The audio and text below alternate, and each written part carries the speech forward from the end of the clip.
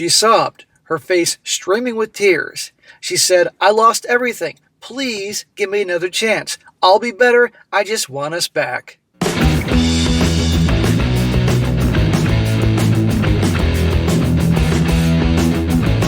Welcome back to They Did What? Your source for the internet's craziest, most entertaining stories, where I go over them, analyze them, and most certainly make fun of them. Today I'm going to do a story titled, "Wife Wanted Freedom in an Open Marriage, but when she came back crying, I made her pay." And a shout out to Marco for sending over this story. And guys, this story, unlike most of the stories, is actually not from Reddit today. This is actually from the platform Medium. But it's the same concept. People post their stories and adventures and all that. This is about a husband who, out of the blue, his wife blindsided him by asking for an open marriage, claiming that it will make the marriage better and blah, blah, blah. And you're going to see how this guy handles things like a boss by doing recon, discovering, guess what, she's already hooking up because that's the reason why she asked, and gathers the evidence and goes on a path of revenge. It's great. And this whole story really backs up things that I've covered a lot of times. That when they ask for an open relationship or open marriage, number one, it's over because they don't love you. But two, the odds are they are already cheating. They already got somebody else in mind, or they're actually physically cheating. And also, guys, how basically when things don't work out, they always come back, and you never take them back. Then there's other lessons, but you'll see. So it starts off, says here, "The day I met Claire in person, I knew that finally fate had smiled upon me." Oh, for goodness sake. "She was the kind of woman who would hold everyone's eye when she entered the room, but above all, it was her charm which attracted me towards her. She saw me, not another face from the crowd." You can tell this site Medium is where people write this like a story as opposed to a post, so bear with me with this. That's what they do over there. "Well, we met at a party, and we were not separated that night. The all-night phone calls, all-night drives, and future plans, it was all spontaneous. Well, when we had our wedding, it was beautiful but modest. She sobbed during her vows to be faithful, true, and kind for the remainder of our lives. I could tell she was being genuine with all my heart. She was my wife, but within my heart, the fantasy I had pursued for so long." Smack! Fantasy, huh? Yeah. Guess what? Marriage has always been a business deal, will always be a business deal. Enough with the fantasies and fairy tales and all that. "As is with destiny, sometimes fantasies are nothing more than make-believe waiting to tumble down." As he's going to see. "Early years of our marriage were pure bliss. We traveled, we built a house, and we were planning on children in the future. But over time, things changed. Claire drifted away from me. She was going out with friends every other night, saying it was just for fun. I made excuses initially, as everyone needs space.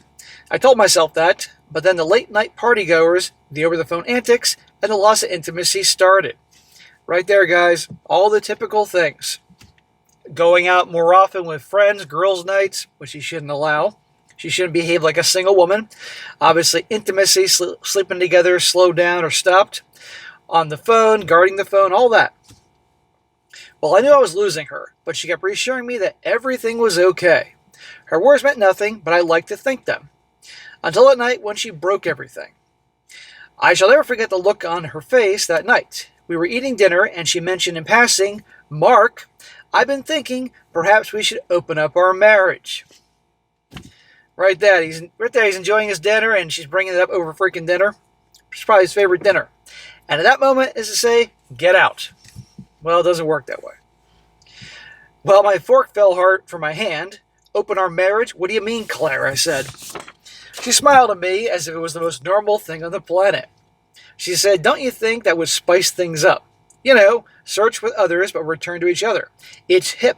It can make us stronger. They always say that. It's going to make our marriage better. Think of all the people you can hook up with." Nope, it's over. She doesn't love him. Well, my heart hardened into ice. Stronger, I thought. My wife was with someone else, having even considered strength. I asked the one question going through my mind. Who is he?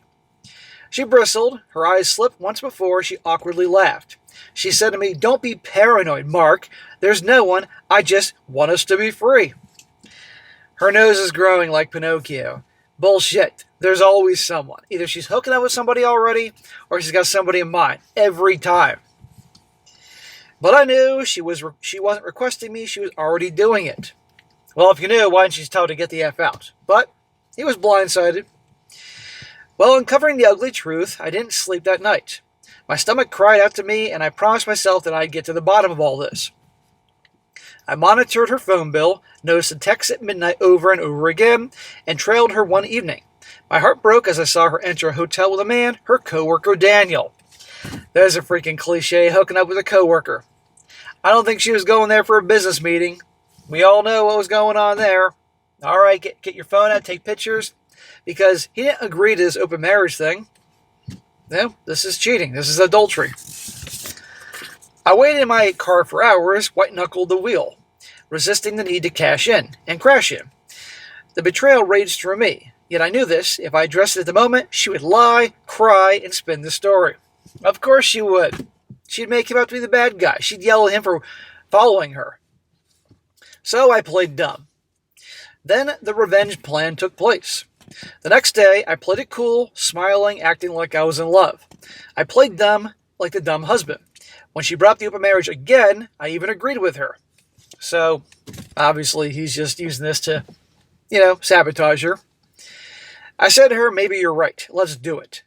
Her face was that of pure happiness, like a kid at Christmas morning. She thought she had me in strings. Yeah, she's like, hey, this moron fell for it. Ha, ha, ha. Now she gets the best of both worlds. The guy that provides and puts on the show for the public. She got that ring on her finger, and she gets to hook up with Daniel, her coworker. But before she counted herself out of the woods, I was gathering evidence. Screenshots of texts that she had sent me, pictures of her in the Hobby Hotel, voice messages on calls where she made fun of me. Really? You want to talk about insult to injury here? Now she's making fun of him with the other guy? Well, then I called Daniel's wife. There you go. Emily. She always knew that something was going on but never had any evidence of it. When I presented that to her, what I had, she cried. But soon her tears of sorrow changed to fury. Well, this is a good ally in his path to revenge, not to mention a sweet divorce. Well, we plotted together. On the day of reckoning, Claire had believed she was going off on another romantic weekend with Daniel. She had dressed up, put her finest perfume on, and whistled while she packed her suitcase. Really, dude? Nobody fucking whistles unless they're the goddamn seven dwarfs. But when she entered the hotel room, she was terrified. At Daniel's place, in lieu of wine, she saw Emily and me sitting inside the room, proof arranged on the table. Awesome. Awesome. Blindside him. Catch him there. Well, her face went white. Mark, what is this? I pushed play on the recording tape of her voice, and I heard her say, he'll never know, babe. He's too dumb to figure it out. Really, I feel sorry for him. Ooh, red-handed. Well, her lips shook, and she said to me, Mark, I didn't mean it. Well, Emily interrupted her, dumping the photos on the table. Every date, every hotel, every lie, you ruin our two marriages for what? Cheating like teenagers. Her coworker Daniel stood against the corner, mute as a witness, while his wife raged on. Claire cried and crawled towards me. See? Hobag Handbook Chapter 2. Every single time, bring out the waterworks. No, that's not going to work, Claire. She said to me, I love you, Mark. I don't want him. I want you. I was a fool. Forgive me. Bitch, you're just sorry because you got caught. End of story. And now, obviously, she can claim that he said, well, you agreed to the open marriage thing. Well, that was obviously a big show to gather all the evidence. Get look getting a court to believe this. Well, I met her gaze unflinchingly. I said to her, you want an open marriage, Claire? Now you have one permanently. In the aftermath, the divorce came quickly. With all the proof that I she had no chance in court. She attempted to beg, cry, and even blame, but no one duped the judge. She got nothing. So that's the part I find hard to believe, unless this guy's living in a at-fault divorce state. And I'm sure she probably tried to claim he agreed to the open marriage, but the guy obviously had evidence prior to the actual conversation. Daniel, her lover, was not so fortunate either. Emily left him and took their home and children. His professional reputation was ruined when HR discovered the affair. Well, I'm loving all that except for taking him from his kids. Now, don't get me wrong, this guy's a piece of shit. He was cheating on his wife with a coworker, a married woman, all that. But you can't, and obviously he was cheating on the kids, let's be honest here, but still he shouldn't be taken away from them unless he was really doing some bad shit. As all of this was going down, I was lighter than ever. I won't say that I didn't get hurt, because I did. Betrayal is deep, but I didn't let it tie me up in sadness. Well, it's understandable that he's hurt and upset, but yeah, he has to move on. It doesn't sound like he was married too long to her. Well, when she came crawling back, months had passed by, and I heard a knock on my door. Claire stood before me, pale, thinner, and shattered. What I tell you, they always come back. When things don't work out, they always come back. She said to me, "Mark," her face streaming with tears, "I lost everything. Please give me another chance. I'll be better. I just want us back." Uh-huh. Yeah, you should have thought about that when you were hooking up with Daniel. And I have a hard time believing it was only Daniel. I stared at her for what was an eternity. This was the same woman who laughed at me behind my back, who turned our marriage into cheap thrills. And then I spoke to her. I said to her, I don't take back what I've already tossed in the garbage. Nice, dude. I slammed the door on her, and for the first time in a long time, I was at peace. My revenge wasn't just the night out, the divorce, or seeing her lose everything. My revenge was moving on from her, creating a new life where the cheating wasn't the defining characteristic. Claire believed she could destroy me, but destroyed herself instead, and that I learned was the far sweeter revenge, finally. And there you go, guys. Not a super long story, but definitely short but sweet in terms of the revenge department. Again, guys, open marriages, how dumb, and this is a relatively recent story. I mean, you'd think after a while, with all these endless open marriage things, open relationships posted online, some of these morons would get this isn't going to work. Or that nowadays people are going to catch you, but it never stops. Now, frankly, when she brought that thing up, he should at least within 24 hours said we're over. But a lot of guys are just so blindsided by this whole thing. So the common theme is, guys, open marriage, it's over. Or open relationship. Sometimes gals ask this before they go to the wedding. And if you accept it, guess what? You're going to get hurt. They don't love you.